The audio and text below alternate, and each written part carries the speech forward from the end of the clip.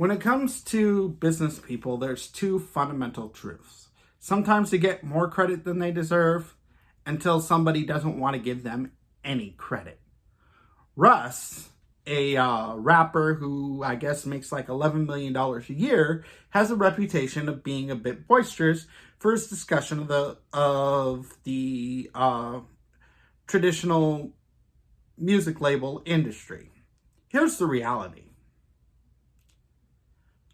If you're doing their job, then yeah, you should be keeping their money as an independent musician. If they're doing their job, they might be putting more resources into getting you out there than you are. They're the ones that have to arrange the music tours. They're the ones that have to arrange studio times. They're the ones that are arranging advertisement. They're actually spending more resources hoping you pop to get resources back. He did talk about leverage. Russ did discuss leverage and how new artists don't have leverage. As if this was necessarily a bad thing and calling it bullcrap or whatever. You don't have leverage because you're not a known commodity yet. They like your music. They think your music's going to sell. But until it does, they are spending money up front to try and get you to be a known commodity. And then when their initial investment, when that first contract is over, that gives you are now a known commodity and can use that to leverage a better deal. So leverage is not a dirty word. It is, they're taking a risk on you. If you're working for a record label, I'm not saying I know every job you have to do, but a lot of their work, if you're an independent musician, you're doing their work, so you're going to see more of their money. But you're also probably paying for your own hotel rooms. You're also in charge of trying to get you interviews, trying to get advertisement out there, letting them know who you are, getting your name out there becomes your job as well as yours, where your agent and record label are doing all of that for you, as well as spending money for you. This is also the publishing industry, by the way.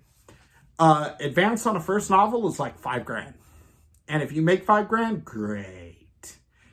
If that book takes off, you have to make your advance back before you start seeing more money. Your first book, you're probably getting 50 cents off the label. So you pay $15 for a book. A new author's getting 50 cents of that because they have to publish it. They have to print copies.